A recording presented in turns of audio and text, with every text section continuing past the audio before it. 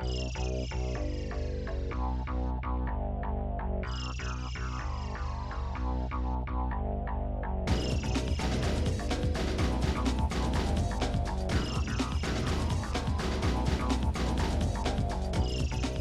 vale, Íñigo, de tanto hablar de noticias y de cosas nuevas. Ya vale.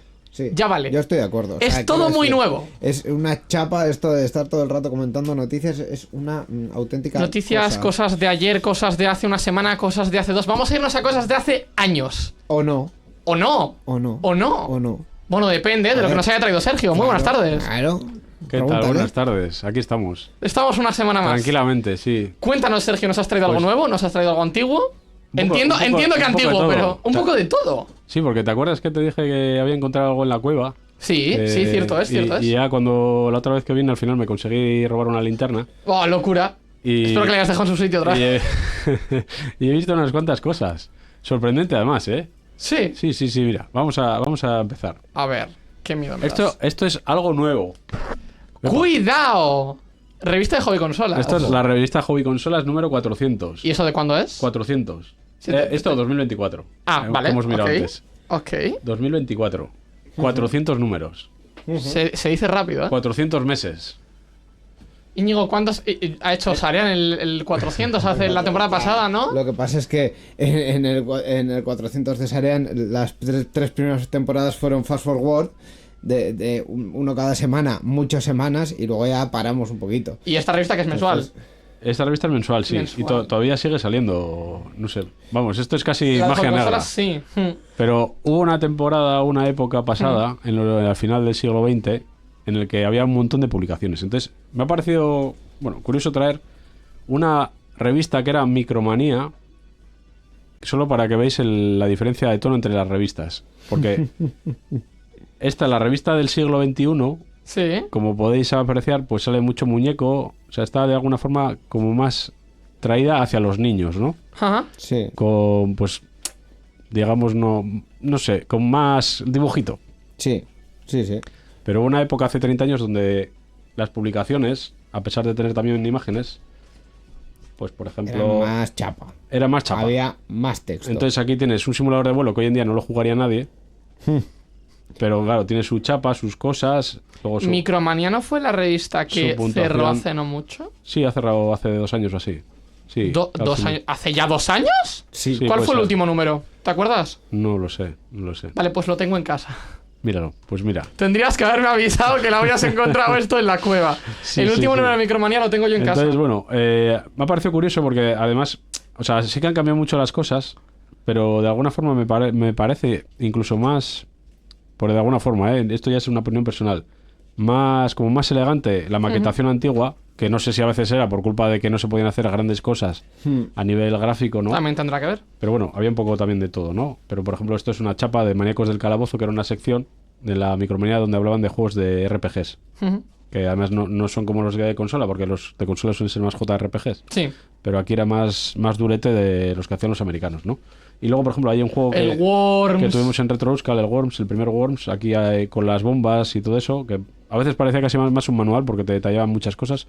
Ahora, por ejemplo, este grado de detalle en las hobby consolas de ahora, pues tú si coges cualquier juego, no va a venir... Por ejemplo, esto es de Pokémon, ¿sabes? Hay un análisis. O sea, es que muchas veces las revistas servían como de manuales de juegos. Sí, de eso me acuerdo también que te venía... Que nos has enseñado alguna vez también que te venía ejemplo, guías para juegos. Imagínate también, analizaban el Street Fighter y te enseñaban igual todos los personajes del Street Fighter con las magias, los combos y todo eso. Entonces aquí, por ejemplo, a ver, vamos a ir hasta los análisis. Por cierto, ¿cómo van de precio? ¿Cómo iban y cómo van de precio las revistas de juegos? Mira, por ejemplo, Silent Hill, mucha, pero no viene así tampoco. Pues vas a alucinar con eso. Porque el precio es algo como de los juegos, que no cambia mucho. Estos son 4,5 euros, el de 2024. Okay. Y esto eran 595 pesetas, que vienen a ser como 3 euros, 3,60. O sea que en términos de inflación, el precio ha bajado. Sí. Luego hay otra cosa, que luego también lo vamos a comentar, que esto de alguna forma era como nuestro internet. Y te lo digo en serio, porque no solo venían los juegos que salen ese mes, sino que al final venía, que eso ya no viene, una especie de catálogo de game antes llamado Centromail, con todos los juegos, con las ofertas que había una página de ofertas, una página de novedades, con lo cual puedes ver un montón de cosas, veías las carátulas también, o sea, estabas muy informado de lo que había. Los juegos así más caros de ordenador normalmente andaban pues sobre los 50 euros, más o menos. Joder.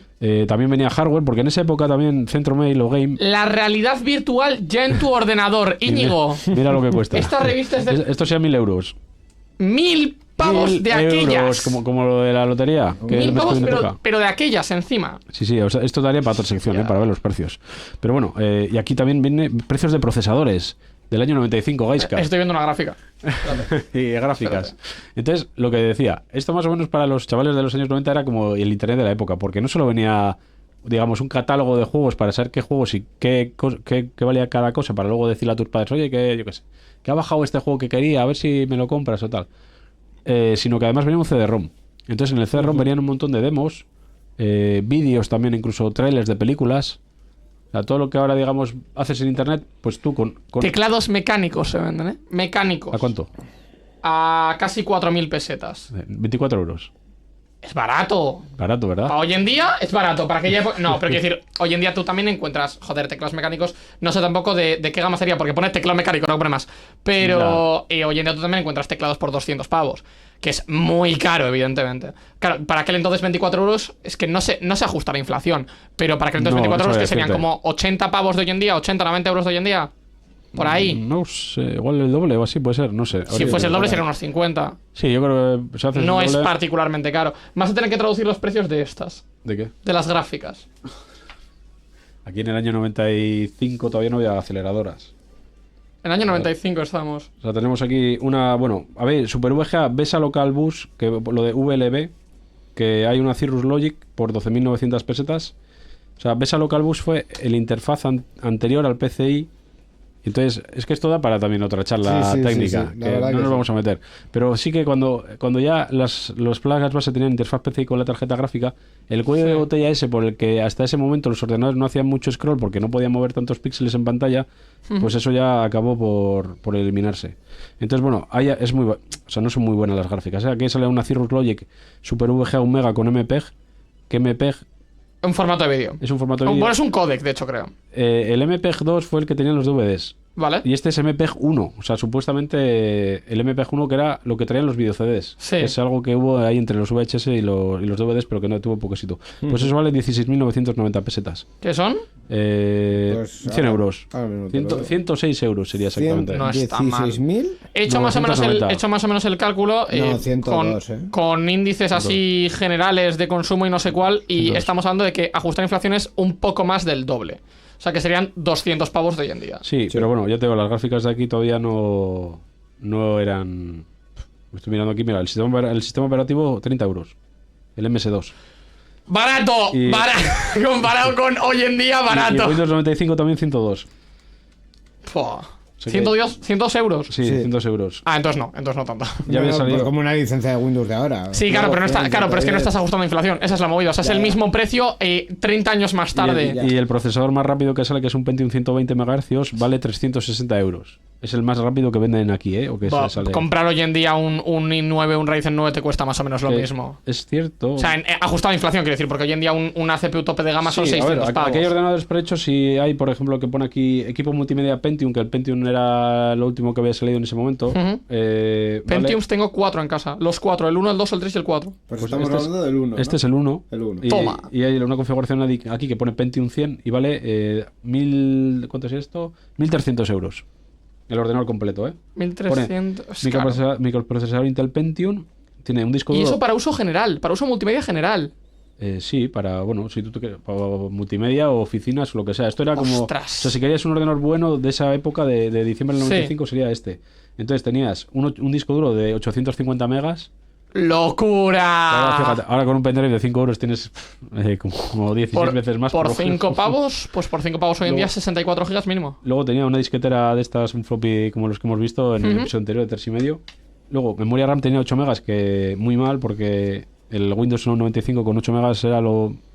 aunque funcionaba con 4 megas, con 8 megas iba también justito. O sea, luego una tarjeta gráfica normalita, un monitor de 14 pulgadas, eso sí que, bueno. Y luego venía una tarjeta de Sun Blaster 16 y un CD-ROM de doble velocidad. Locura. Como el de la Play 1. Mira, justo hablaba yo con la mujer misteriosa el otro día, bastante gracioso, porque digo, claro, en esta época estamos hablando del 95, me estás diciendo que con 8 megas de RAM iba un poquito justito el sistema operativo, que es lo mismo que pasa hoy en día, solo que multiplicado por 1000 con 8 gigas vas un poco corto ya. Pues algo así. Claro, ese es el punto. ¿Tú te imaginas llegar a la época futura en la que estaremos a lo mismo al siguiente nivel?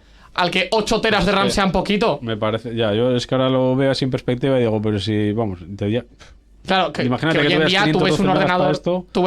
con 64 gigas y 64 gigas es una locura. Se están empezando a estandarizar los 32 gigas de RAM, que hay cada vez más gente que tiene 32 gigas de RAM. Sí. Pero hay muchísima gente que sigue funcionando a 16 y a inferiores todavía. Sí. Hombre, sí, hoy en día con 4 gigas pues te comes una mierda, pero hay gente que sigue funcionando a 8, a 12 en portátiles raros funcionan y a 16 muchísima gente. Sí, o sea, el 32 está empezando a estandarizar, pero está empezando. Pues, fíjate, si te digo los precios te vas a caer de culo, porque la memoria RAM en esa época, cada mega que comprabas ¿Cada mega? costaba 30 euros. Cada mega.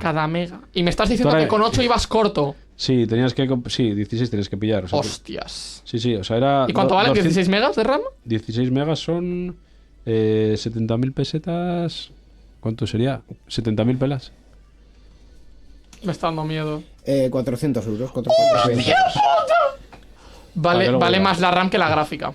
Acojonante. Sí, de hecho, 16 megas de memoria vale más que el procesador. Entonces, sí que es cierto que esto cuando salió la gente tenía 8 megas, porque todavía en este momento el MS2 era el rey del... Vamos, era todo lo que tenía todo el mundo.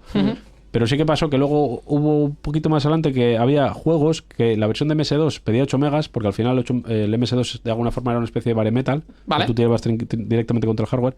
Pero las versiones de Windows 95 de ese mismo juego ya pedía 16. Ya. Y luego me pasó una vez que yo tenía 16, porque yo mi ordenador no es del 95, lo compré más tarde, en el 96. ¿Lo sigues teniendo? Sí. Tendrás que traerlo. Ya lo traeremos. Tendrás que sacarlo de la cueva y traerlo aquí. Está funcional, ¿eh? ¿Está funcionando? Sí. ¿Qué sistema operativo tiene?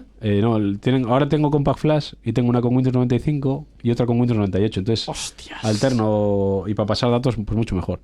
Y lo que te decía, que me pasó una vez, me acuerdo, con el NBA Live, yo no sé si fue el 97, que yo tenía 16 megas de memoria ya en ese momento. Sí. Y meto el juego, se supone que mi ordenador cumplía los requisitos y me salía una perfecta cuadro de diálogo de Windows y ponía usted no tiene suficiente memoria RAM y me ponía 15 megas y no sé por qué ese mega no lo detectaba por lo que fuera, no sé si es que Windows lo pillaría para algo o algo. No estaría paginado alguna movida. Y no podía jugar ese juego. Bueno, ese no me lo comprobé. Está curioso eso de que no te permite ejecutarlo si no cumples ciertos requisitos. Hoy en día eso a veces pasa pues o con DirectX, si no cumples versión de DirectX que el juego directamente no ejecuta, pero por hardware no. O sea, si tú tiras el Starfield, por ponerte un juego absurdo, o el Cyberpunk, que mencionamos la última vez que estuviste aquí, tú tiras el Cyberpunk, que se supone que te exige por huevos 16 GB de RAM, se lo metes en un ordenador que tenga 4... Y va a intentar arrancar. Y lo va a abrir. El cómo es otro tema, pero lo va a abrir.